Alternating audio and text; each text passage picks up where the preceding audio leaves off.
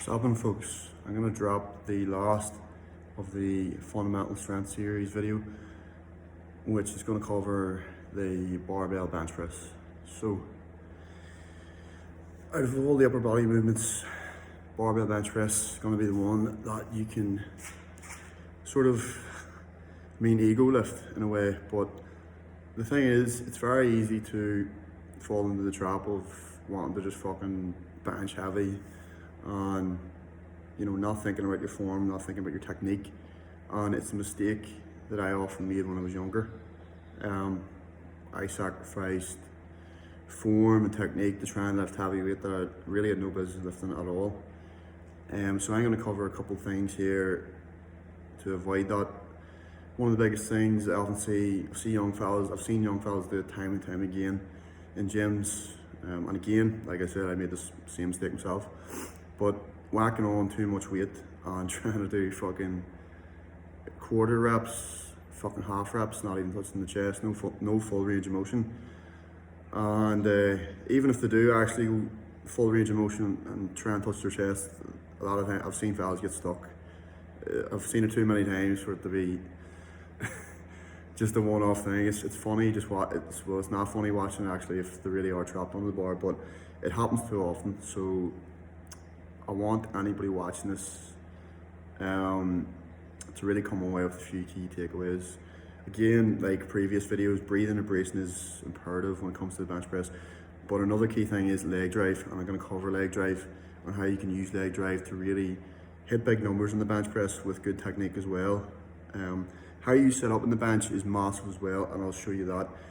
Only recently, you know, even as recent as a couple of weeks back, you know, I still had a tendency, this is another thing I'll talk about, whenever you might see a lot of people when they bench, they lift their glutes, they raise their glutes off the bench to compensate, to try and finish the movement.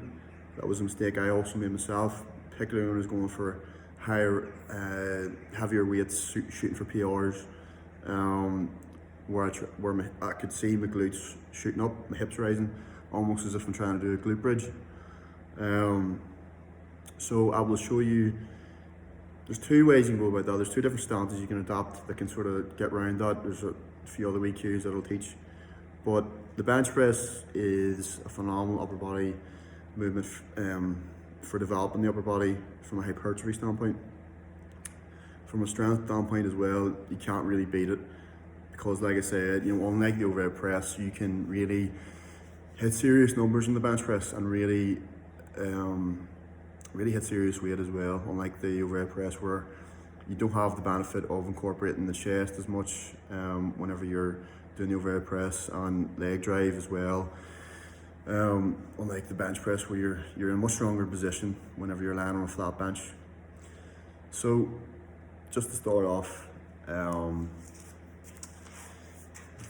few things that I will touch on here are going to be hand position.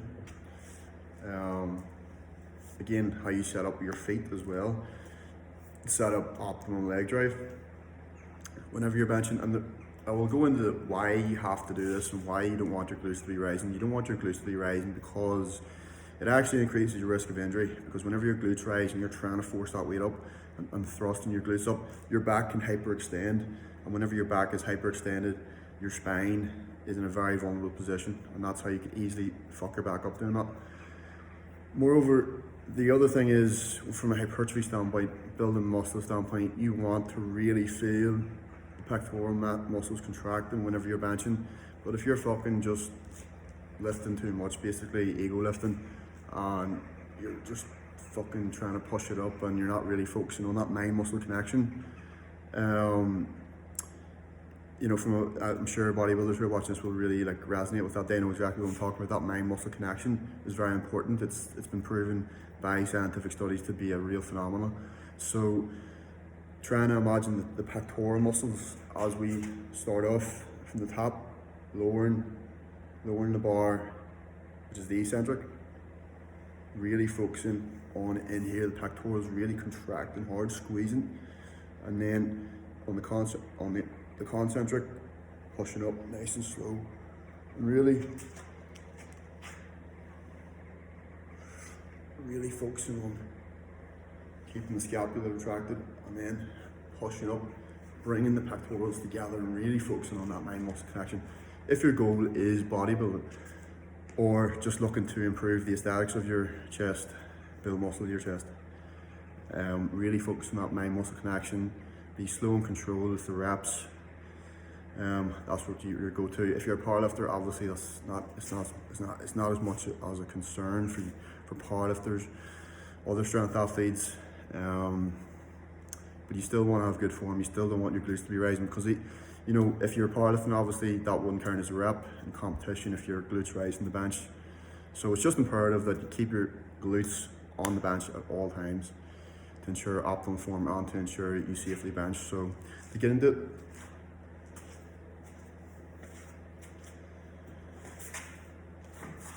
the stance that I prefer personally, and I've experimented over time to find the right one, is taking a wide stance, very wide stance.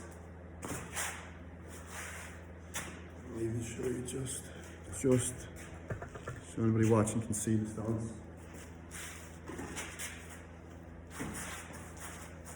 As wide as you can go, particularly if you are a wide grip bench presser, you want to be going with a wider grip. If you have a more narrow grip, you see a lot of fellas with narrow grips on the bench. They'll go more narrow, legs close to the bench, and even be in the balls of the feet. But if you want to be flat footed when you're benching, you got to go for a wide stance. Really base yourself out and really create a strong foundation whenever you press. So, before you, of course, when you set up, you want your palm position. Again, this is entirely individual. There's no right or wrong way when it comes to arm position. I've seen girls adopt quite a narrow grip whenever they bench. Technically speaking, there's nothing wrong with that, although you do have to be aware if you adopt a more narrow grip with the bench press, you can start to incorporate the triceps more than the chest. And if your goal is to develop the chest, it may not be in your best interest to have a narrow grip, so go with a wider one. Typically, unless you're a very tall person, a good guideline would be for an average man, average height, the grip, pinky fingers on the ring. Again, if you're taller, you can go wider. Bear in mind, this is another thing to take into consideration with wider grip bench pressing. The wider grip you go, the more likely the more predisposed you may be to shoulder impingement, shoulder issues. Not only that as well, bicep tendonitis is something that can happen because you're flared out. It really does put a lot of stress on the bicep tendon. So those are things to take into consideration. And myself, I played around with different palm positions, different hand grips. The one I would have what would be classed as more of a narrow grip when it comes to the bench press, where my pinkies on the rings, but that's what I feel is the most optimal grip for me. Play about with it, find what your best grip is. It often is dependent on your height and your anatomical structure, i.e. the length of your arms. So just find and play about with it to find what grip is best for you. But most people, I will say this, so don't be going for a real narrow grip because you're really doing a different lift altogether. That's a close grip bench press. So, to get into it, again, if you are someone with a wider grip, base yourself out, or if you prefer to be flat footed, base yourself out. You want to bring your shoulder blades and traps into the bench as you press. Keep them locked down, keeping the glutes locked down into the bench as well. Glutes are squeezed, core is braced. From here, you'll rack. Pick a spot on the ceiling that you're going to concentrate on so that you maintain a straight bar path and a consistent bar path. From here then, core braced, glutes are locked down and squeezed. You're going to take a big, deep breath and slowly lower. Big exhale. And again, big inhale, glutes squeezed, core braced. Your legs are firmly planted. Big breath. leg drive up. There's many different ways you can about this. Now I will show another setup for people who maybe have a more narrow grip and would prefer this sort of a setup. And obviously as well an arch. Having an arch in the bench, particularly if you're a powerlifter, is something that you want to develop. So start off. Get that arch that you're looking. As you can see, I'm really digging. I am digging my shoulder blades into the bench. From here then, what you want to do is keep your legs against the bench. Balls, you're basically standing on the balls of your feet. From here then, maintaining this, maintaining that arch in the back.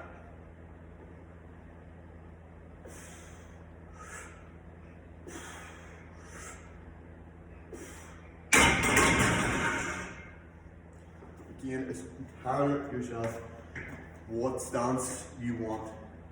Whenever you're using leg drive as well, particularly when you're flat footed, what you want to imagine is you want to push, drive your heels into the ground when you're benching. That will give you a much stronger, stable position to bench from. Again, play about with it. Find the stance you find most comfortable and you're strongest in. It's the same as deadlifting. There's no right or wrong way to stance. Now, maybe some powerlifting federations do stipulate that you have to be flat-footed whenever you bench. Again, if you're a powerlifter with aspirations to compete, check into that. So, that's the bench press. Now, I think as well, what I will do is I will cover different variations of the key compound movements. I've covered all the foundational movements, you could say. So this is the bread and butter. This is your... Why I love these movements is when it comes to building a physique, when it comes to building strength, even when it comes to burning fat and building muscle, these four exercises, the squat, the deadlift, the overhead press, military press, the barbell bench press, all done with barbells as well, they're your best return on investment. They're your best bang for buck exercises whenever it comes to wanting to build a good physique. Now, does that mean that fucking chest flies, dumbbell, or upright rows, or rear delt raises, does that mean that they're useless? No, they are. They do play their part. They are effective. But if you want the most effective exercises for building a good physique, those four movements are your fucking go-tos. And they should be the foundational core of your training. And obviously whenever you incorporate variations of those exercises, like pause bench press reps, feet up bench press, Larson press, the deadlift using deficits, using pause reps on the deadlift, using pause reps on the squat, the overhead press, you can use pause reps there too. Those are things that I will cover in another series, focusing on more slightly advanced techniques, slightly more advanced variation work. Whenever I coach people, I don't really teach people pause reps and things like that at the beginning because there's just no point. I want people to learn the fundamental movements and the actual fundamental patterns of those movements as well before you teach them the more advanced things like pause reps and deficit pulls and things like that.